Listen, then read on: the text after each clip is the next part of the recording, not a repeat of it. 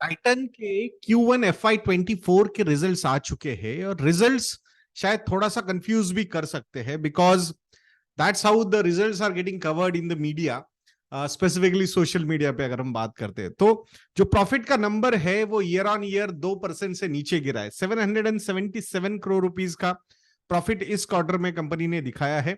Last year same quarter the profit was 793 crore rupees. So 2% year on year ये down है। तो इसको थोड़ा सा समझने की कोशिश करेंगे। तो I am going to share the investor presentation only with you people so that उसको ही समझने की कोशिश करते ओवरऑल, और ये प्रॉफिट क्यों डाउन हुआ है ये भी समझेंगे, और सही में ये प्रॉफिट डाउन हुआ है या दिस इज एन अपॉर्चुनिटी ये भी समझने की कोशिश यहीं पे करने वाले हम। सो ये stand alone total income highlights है कंपनी के।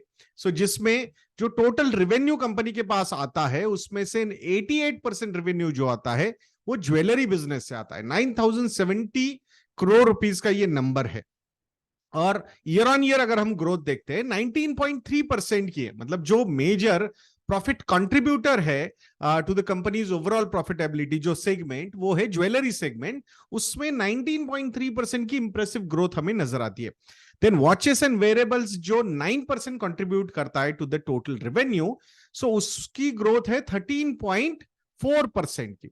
देन आई केयर की अगर हम बात करते हैं so that is contributing around 2% and emerging businesses जो है those are contributing around 1%। So overall total income is at 10,306 crore rupees and it is up by 19.2%. So अगर ये ओवरऑल टोटल इनकम के पॉइंट ऑफ व्यू से हम ये numbers देखते हैं तो इसमें ऐसा कुछ डिसअपॉइंटिंग नहीं है।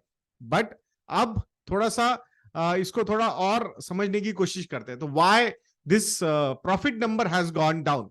सो यहां ये Q1 FY24 के standalone EBIT earnings before interest and taxes के हाइलाइट्स हम आपके सामने रखते हैं। सो जिसमें जो ज्वेलरी बिजनेस है लास्ट ईयर जिसमें मार्जिन थे 13.5% के, वो मार्जिन अब गिर के हो चुके हैं 11%। सो 2.5% का कंट्रैक्शन यहां पे आया है earnings before interest and taxes में।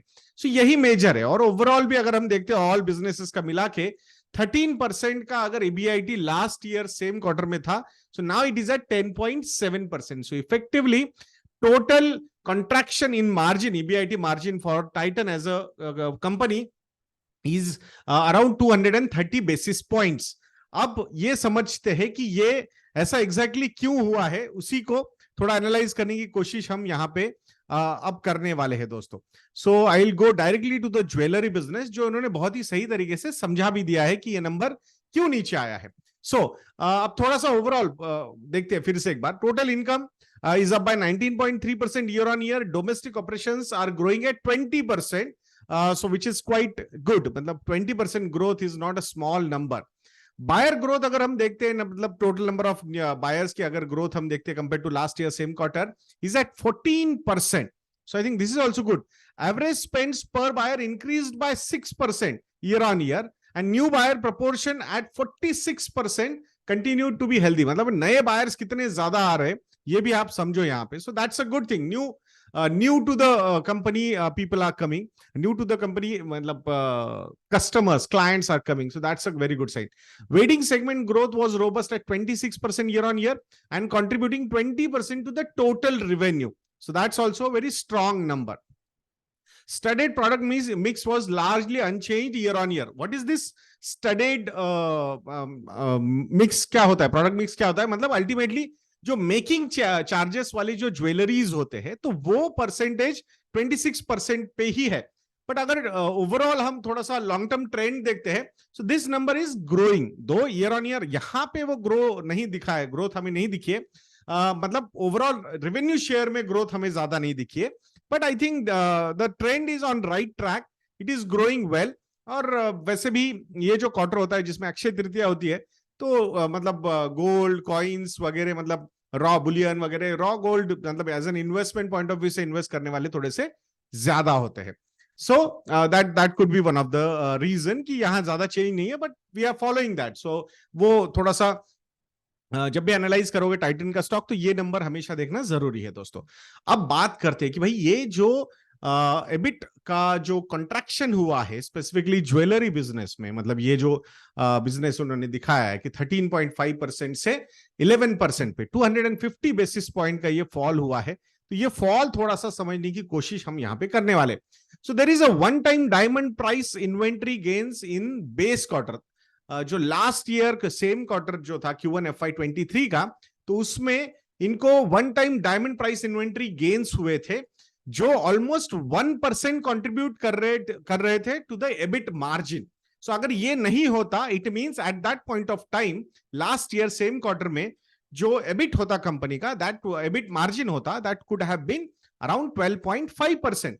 सो ऑब्वियसली अगर एबिट मार्जिन वहां पे इंप्रूव हो गया तो ऑब्वियसली उसका एक कंट्रीब्यूशन, एक अच्छा खासा कंट्रीब्यूशन नेट प्रॉफिट में भी ऊपर चला गया होता। अगर वो एबिट का कंट्रीब्यूशन, एबिट मार्जिन का कंट्रीब्यूशन हम निकाल देते और वो नंबर निकाल देते और नॉर्मलाइज करते, in that particular case the total profit, net profit growth could have been around 14 to 15% in this quarter, जो नहीं हुई बिकॉज वो इन्वेंट्री गेन तब हुआ था लास्ट।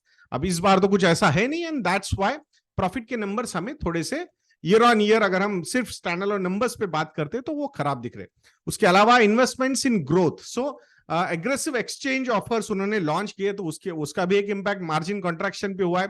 ब्रांड बिल्डिंग इनिशिएटिव्स यानी कि मार्केटिंग कॉस्ट वगैरह हुए, वहां पे भी यहाँ मार्जिन कॉन्ट्रैक्शन हुआ है। Plan gold rate markup rationalisation programme भी उन्होंने लॉन्च किया था to gain market share. So ultimately this is also a kind of marketing to acquire newer customers, newer clients, तो उसका भी इंपैक्ट यहाँ पे हुआ है। सो ओवरऑल मार्जिन जो खराब हुए हैं, ये एक तो मतलब जो प्राइस इन्वेंट्री गेन है वो लास्ट ईयर था, इस बार नहीं है, तो उसकी वजह से अराउंड 1% आप पकड़ो। और बाकी ये जो मार्केटिंग एक्सपेंडिचर कंपनी ने किया है, एक एग्रेशन लिया है to acquire newer clients, so that has also played down the overall margin segment. New store additions तो चल ही रहे कंपनी के, so obviously that will also have an impact on overall profitability numbers. But अगर मोटा मोटा हम बात करते हैं, जो मेजर कंट्रीब्यूटर है to the overall profitability of Titan Industries, वो ज्वेलरी बिजनेस है, that still stands quite strong.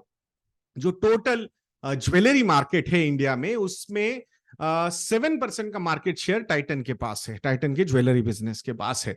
और ये स्कोप मतलब आगे बढ़ने का बहुत ज्यादा है। एक तो टाटा मतलब एज अ ब्रांड पेरेंटेज जो है, आई थिंक मतलब बहुत ही स्ट्रांग है, तो ट्रस्ट वगैरह ये फैक्टर्स में ज्यादा प्रॉब्लम होता नहीं है। And day by day, month on month, year on year, I think this particular thing, strong brand, Tata brand, I think it will keep on adding value to the overall market share of the company. So that's why this is one interesting company. I understand the valuations are quite premium, but I think this is a company worth keeping on your radar. ऐसा हमें बहुत strongly लगता है। बाकी if you want to know whether Titan is part of our portfolio or not, model portfolio, you can subscribe to our model portfolios, investidea.in को visit कीजिए, monsoon promo code use कीजिए, 55% का डिस्काउंट भी आपको मिल जाएगा, and you can subscribe. And if you want to want any help in portfolio management or investment advisory or investment execution, you can contact our relationship cell. Our contact details are available on our website investidea.in. आशा करूंगा आप जरूर हमें contact करोगे। तो ऐसे videos के लिए channel पे बने रहिए, वीडियो को लाइक करना, शेयर करना और चैनल को सब्सक्राइब करना बिल्कुल मत भूलना। नेक्स्ट वीडियो में मिलते हैं। जय हिंद।